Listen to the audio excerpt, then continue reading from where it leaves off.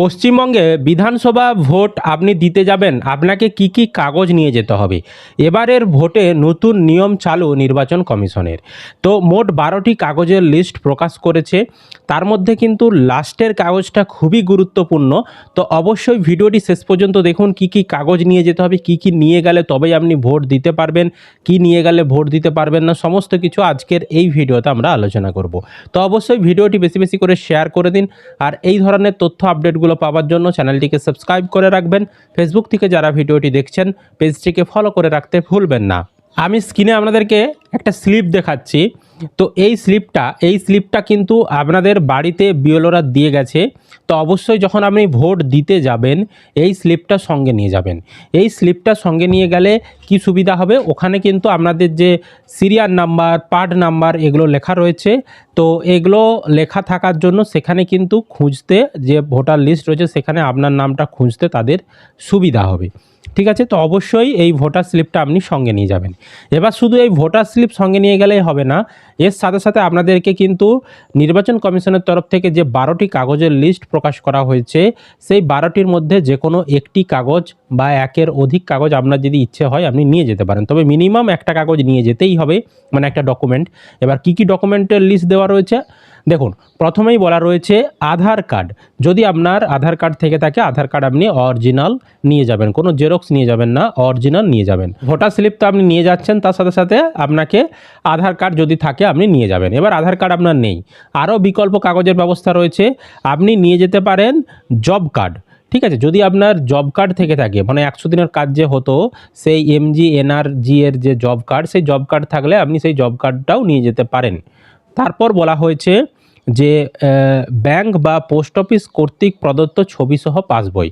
তো আপনার ব্যাংকে পাসবই রয়েছে, মানে আপনার অ্যাকাউন্ট রয়েছে তার পাসবই, বা পোস্ট অফিসে আপনার অ্যাকাউন্ট রয়েছে, সেভিংস অ্যাকাউন্ট, তার পাসবই রয়েছে, আপনি সেই পাসবইও নিয়ে যেতে পারেন। তারপর বলেছে যে শ্রম আইন মন্ত্রণালয়ের প্রকল্পের অধীনে জারি করা স্বাস্থ্য বিমা স্মার্ট কার্ড, অর্থাৎ হেলথ ইন্স্যুরেন্স স্মার্ট কার্ড যদি আপনার থেকে থাকে তাহলে সেটাও আপনি নিয়ে যেতে পারেন। তারপর বলেছে ড্রাইভিং লাইসেন্স, যদি আপনার ড্রাইভিং লাইসেন্স থাকে আপনি সেটাও নিয়ে যেতে পারেন। প্যান কার্ড থাকলে প্যান কার্ডও নিয়ে যেতে পারেন।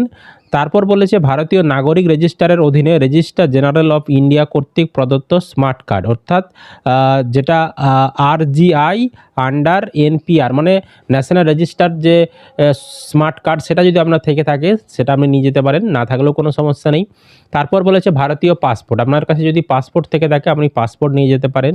এছাড়াও ফটোসহ পেনশনের নথি, আপনি পেনশন পান তার নথি রয়েছে, সেখানে ফটো আপনার চেটানো রয়েছে, সেই ধরনের ডকুমেন্ট থাকলে আপনি সেটাও নিয়ে যেতে পারেন।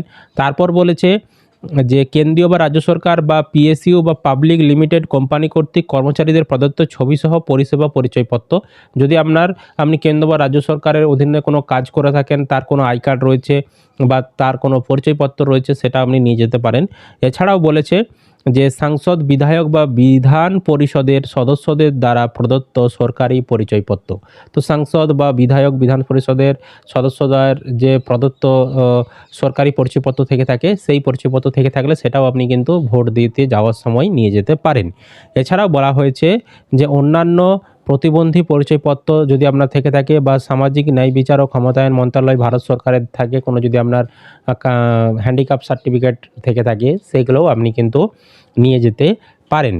তো এখানে কিন্তু যে 12টি কাগজের কথা বলা রয়েছে, এই 12টি কাগজ আমি আপনাদেরকে বললাম, এর মধ্য থেকে যে কোনো একটি অরিজিনাল কাগজ আপনি সঙ্গে নিয়ে যাবেন। এছাড়াও আপনার ভোটার কার্ড থাকলে ভোটার কার্ডটাও তো অবশ্যই সঙ্গে নিয়ে যাবেন। তার সাথে সাথে কিন্তু এই যে স্লিপ আপনাদেরকে দিয়ে গেছে বাড়িতে বিএলওরা, এই স্লিপটা আপনারা নিয়ে যাবেন। এবার দেখুন ফাইনাল কি সিদ্ধান্ত হলো। আপনি স্লিপটা নিয়ে যাবেন ভোট দিতে যাওয়ার সময়, এবং আপনার যদি ভোটার কার্ড থেকে থাকে ভোটার কার্ড নিয়ে যাবেন। ব্যাস এই দুটো জিনিস নিয়ে গেলেই আপনি ভোট দিতে পারবেন।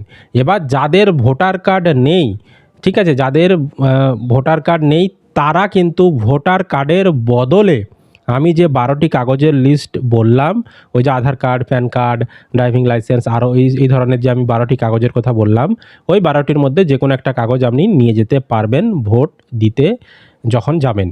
ঠিক আছে, যাদের ভোটার কার্ড রয়েছে তারা শুধুমাত্র ভোটার কার্ড আর স্লিপ নিয়ে চলে গেলেই ভোট দিতে পারবেন, আর যাদের ভোটার কার্ড নেই তাদের ক্ষেত্রে স্লিপটা নিয়ে যাবেন। এছাড়াও এই 12টির মধ্যে যে কোনো একটা কাগজ নিয়ে যাবেন, তাহলেই কিন্তু আপনি ভোট দিতে পারবেন। বুঝতে পেরেছি? তো অবশ্যই ভিডিওটি বেশি বেশি করে শেয়ার করে ছড়িয়ে দিন, সকলে যাতে জানতে পারে। আর এই ধরনের আপডেট পাওয়ার জন্য চ্যানেলটিকে সাবস্ক্রাইব করবেন। ফেসবুক থেকে যারা ভিডিওটি দেখছেন পেজটিকে ফলো করে রাখতে ভুলবেন না।